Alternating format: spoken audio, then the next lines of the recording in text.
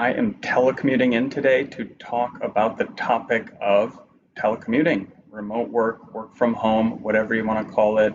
This is an increasingly important topic for organizations, so I wanted to see what the research has to say on this, and in particular, a 2007 meta-analysis discusses a number of the factors organizations need to think about as more and more employees work from home, how to keep them satisfied and productive when doing so. Let's do it.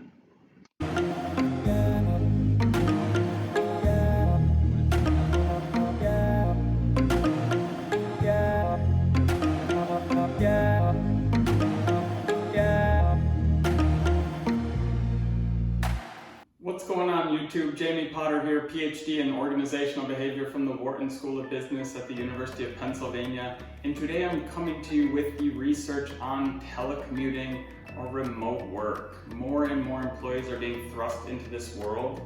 Many thought initially it would be kind of a temporary thing, but really it's becoming more and more clear each day that this could be a permanent facet of work moving forward. Many organizations, especially in the tech world, have already stated their intention to continue to work remotely through the end of the year, or even allow employees to work remotely whenever they want going forward, or to live wherever they want going forward. And so this is going to have massive implications for the world of work and the world in general.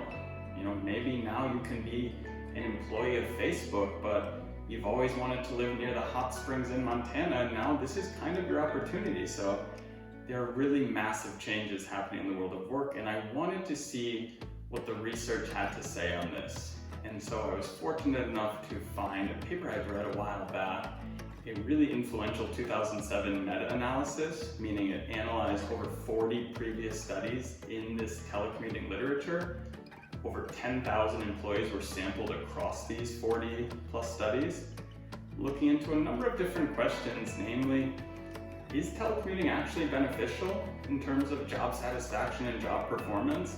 And if so, what are the reasons that it's beneficial? In other words, if you understand the reasons it's beneficial, it's better for organizations because then they can try to make sure whatever facets of telecommuting make it beneficial, they can amp these up, right? Increase these. Without further ado, what does the literature have to say? For one, importantly, it does show that telecommuting has benefits, including for job performance, which is interesting. There's sort of still a big debate happening.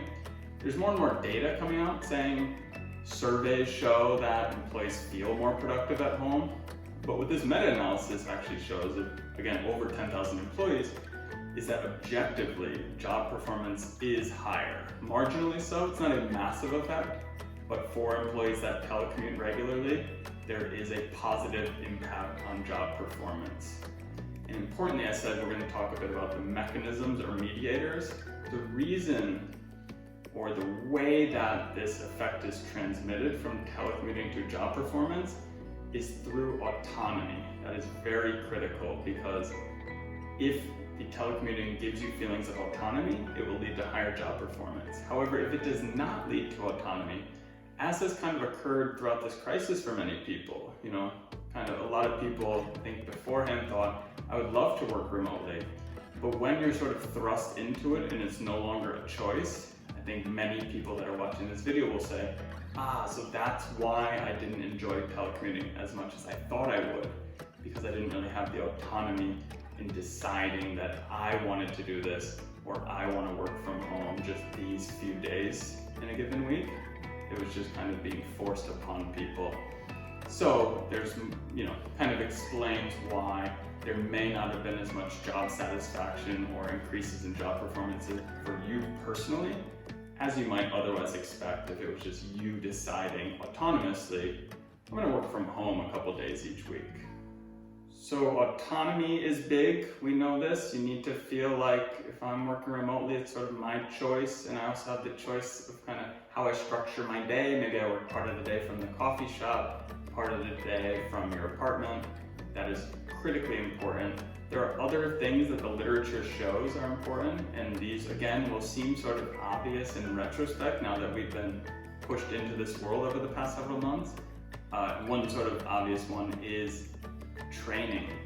You really need those trainings. There's a big role for HR in the learning and development function in particular. to train people up on how to use Zoom effectively.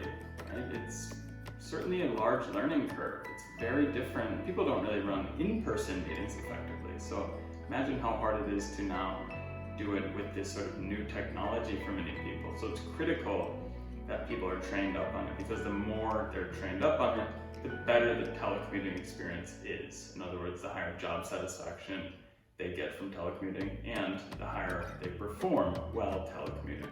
And another really interesting question is, how much is enough when it comes to telecommuting, and how much is too much? In other words, if I fully telecommute, is that different than if I just do it one day a week that I choose?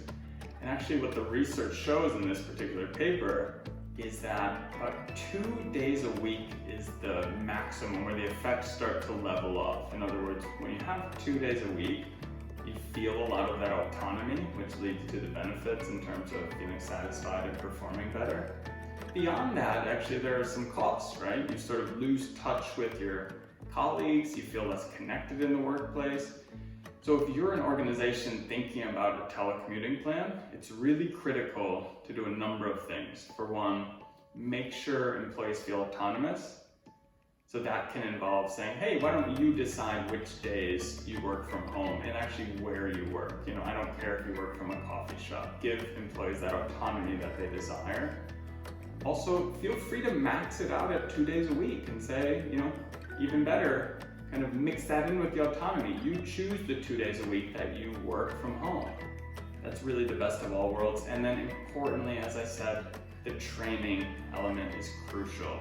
There should be official trainings happening, not just kind of people figuring it out day by day. Because there are a lot of features in Zoom too that can make meetings really effective and efficient.